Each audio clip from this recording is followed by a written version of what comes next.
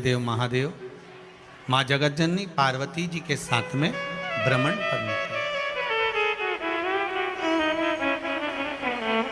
देखिए,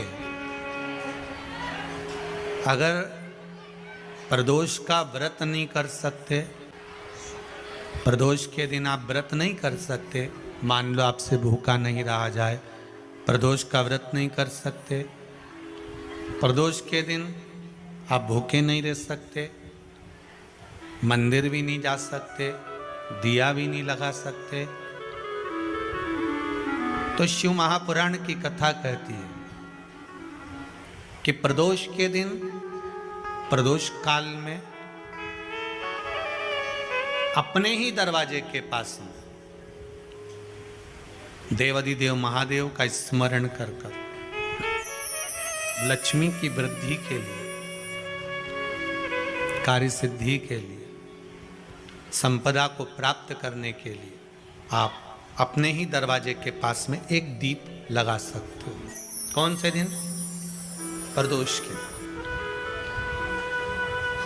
एक बात और अच्छे से समझ लीजिए, जो बच्चे चिड़चिड़े होते हैं, चाहे घर में बेटे हों, बहुएं हों, सास हो, ससुर हो, परिवार में छोटे छोटे बच्चे हों, चिड़चिड़ प्रवृत्ति करते हों या चिड़चिड़ा स्वभाव हो, जरा जरा सी बात में क्रोध आ जाता हो, बोलने का भान नहीं रह पाता हो, शब्दों के बाण चलते हों, तो महाराज प्रदोष के दिन, प्रदोष काल में बेलपत्री के पेड़ के नीचे एक, जो पत्ता आपके पास में हो, पान का मिल जाए तो पान का, पीपल का मिल जाए तो पीपल का, बेलपत्र का मिल जाए तो बेलपत्र का, उस पत्ते पर मात्र थोड़ा सा शहद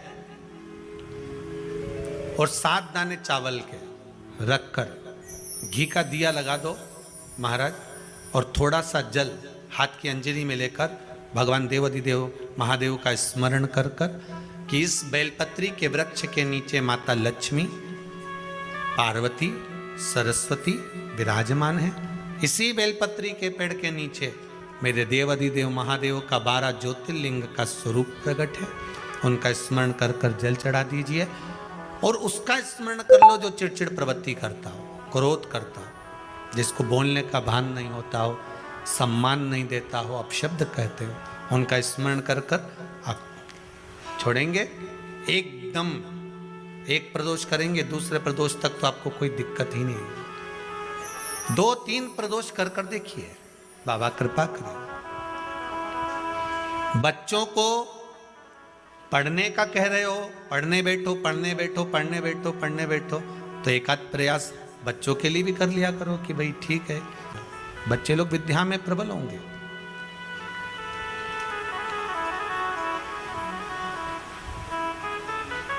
शिव उपासना का जो फल है वह 1000 गुना। पहले भी कथा में काज फिर कहते हैं, शिव मंदिर में जल बाद में चढ़ाना, शंकर के मंदिर में जाकर पंचामृत स्नान बाद में कराना, शंकर जी के मंदिर में जाकर पूजन बाद में करना, पहले थाली एक और रखकर शिव मंदिर में झाड़ू, पोछा या जो बेलपत्री, निर्माल्य जो भी रखा हो, उतरा हुआ सामान, उसको भरकर कहीं एक और जहां मंदिर वाले रखते हो वहां ले जाकर रख दो। झाड़ू पोछा एक बार जरूर। पूजन करने से पहले सबसे पहले सफाई का ध्यान रखो। Mama, let's go to the mall. सबसे पहले सफाई का ध्यान रखो।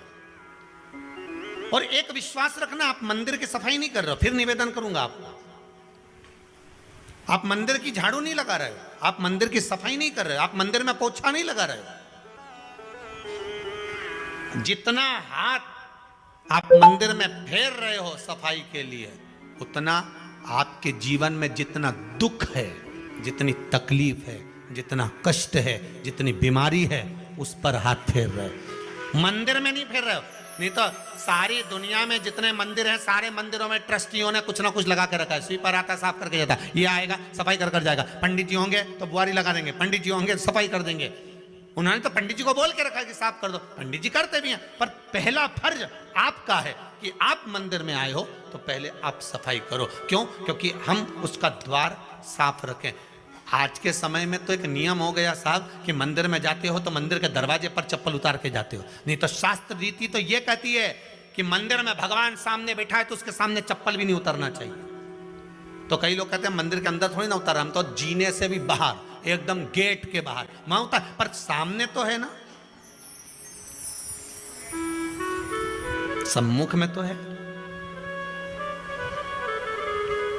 तुम्हारे यहां अगर 4 लोग दिवाली मिलने आते हैं ना तो तुमने चप्पल रखने का भी स्टैंड बनाकर रखा है, साइड में उतारिए, दहली पर मत उतार देना, थोड़ा साइड में उतारो। सामने से सब आते जाते रहते हैं, सामने उतारो, सम्मुख में क्यों उतार रहे हो?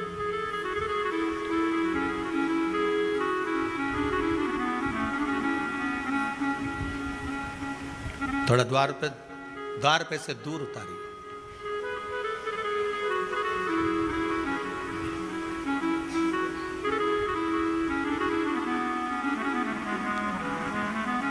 अभी तो कुबेरेश्वर धाम में काम चल रहा है, आप लोग जो दान दे रहे हो, आपके दिए हुए दान से निर्माण चल रहा है।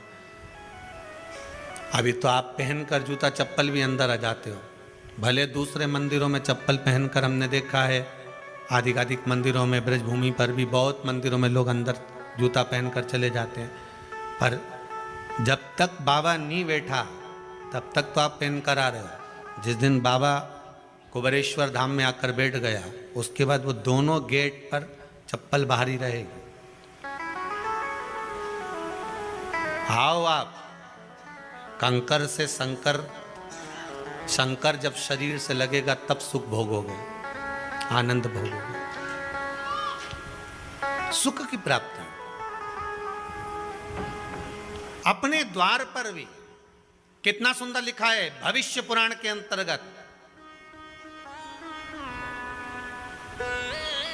और विष्णु पुराण में भृगु बाबा का चरण का चिन्ह भगवान विष्णु की छाती पर रहा। भगवान विष्णु की छाती पर भृगु बाबा के चरण का चिन्ह रहा।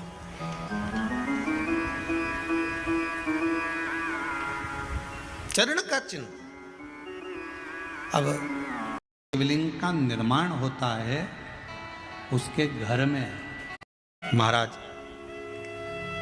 कल प्रदोष है, जिसके घर में पार्थिव शिवलिंग का निर्माण होता है उसके घर में कभी लक्ष्मी की कमी नहीं होती है, वहाँ लक्ष्मी सदा निवास है। कि जिंदगी में कर्जा ही कर्जा डूबा हुआ है, कर्जे में लदालूम हो और कोई उन्नति हो ही नहीं रही, बहुत कष्ट में हो गए। तो प्रदोष के दिन बेलपत्री के वृक्ष के नीचे दीप लगाएं, शिव जी के मंदिर में जाकर दीप लगाएं और अपने घर के दरवाजे पर दीप लगाएं। प्रदोष के दिन बेलपत्र के वृक्ष के नीचे लगाया गया दीपक, शिव मंदिर में लगाया गया दीपक और अपने दरवाजे पर लगाया गया दीपक, ये तीनों जब एकाग्रित भाव से दीप लगाए जाते हैं तो ब्रह्मा विष्णु महेश हमारे कार्य की सफलता देते ही हैं, उसमें अटकल नहीं है।